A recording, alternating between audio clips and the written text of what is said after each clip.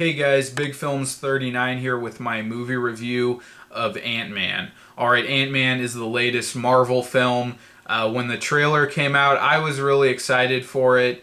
Everyone else wasn't, I think, from what I saw.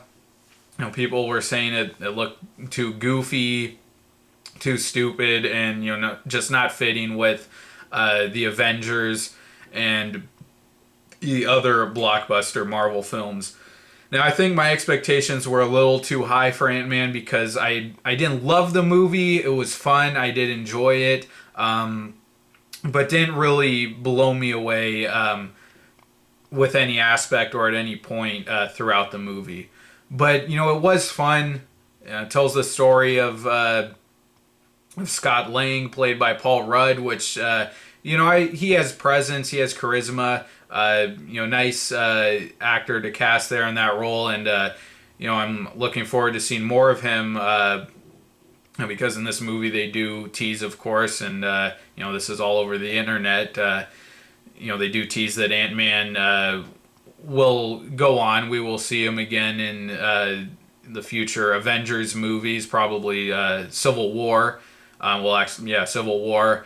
And I'm really looking forward to that because I want to see Ant-Man on a bigger scale. I think a lot of people enjoyed that. This wasn't such a high stakes movie. The fate of the world wasn't hanging in the balance, and I was kind of looking forward to that too because that gets a little old with the Avengers movies, but I think it kind of worked against this movie a little bit. And it was nice to see the story of just this guy, kind of a normal guy, not such a blown up, grandiose story like we get with the other Marvel films. A little boring in the beginning. I thought they were trying to make it a little too much of a drama with him and his daughter and his past. But once we get into the Ant-Man stuff, that's where things get really fun. And Michael Douglas, who plays Hank Pym in this movie, a great performance, and you can tell he was just head and shoulders above all the other actors in this movie. And I actually felt Michael Pena and T.I., who play these goofball comedic characters, everyone is going nuts over them.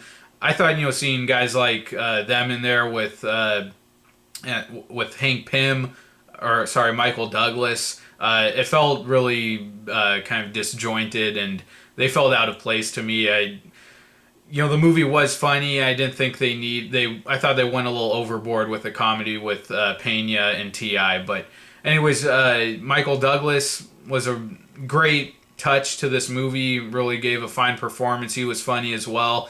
Evangeline Lilly, who played Hank Pym's daughter, she was nice. I didn't think she had quite the presence that she did in The Hobbit, but still a nice performance for her. By far the best part of this movie was when Ant-Man gets into a suit and he shrinks down to the size of an ant, and they use these really cool effects. I didn't even watch the movie in 3D, just 2D, and the effects they used were really great. You got like a first-person view, almost as if you were Ant-Man size, and those effects were really kind of refreshing, something new and creative, something we haven't really seen before, and that's where this movie shined. The action was decent. Again, didn't really blow me away. There was a cameo with a character from another Marvel movie in here that was really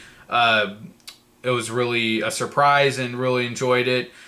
My biggest complaint, though, the villain was just extremely weak. He sucked. He really did. Yellow Jacket. What I saw from the trailers, was the villain in the suit. And I guess this is a minor spoiler, but he's only in the suit for like the last scene of the movie, which is only about 10 minutes or so, and I really wanted more of that. I wanted a more fleshed out, important villain, and also kind of the villain's motivations in this movie were very kind of unclear, and you could tell they just kind of threw a villain in there, just to have one didn't really give him a story or a reason for why he was bad. Basically, you know, he was using this shrinking technology that that is part of the Ant-Man suit. He was using that. He's gonna like weaponize it. You know, kind of the same thing as Jurassic World. He was gonna weaponize it, and Hank Pym thinks you know it shouldn't be used for that. He thought it was too evil, and you know beyond that there was really nothing to the villain, and I didn't quite understand what he was doing that was so evil, but weak villain, kind of typical for these Marvel movies.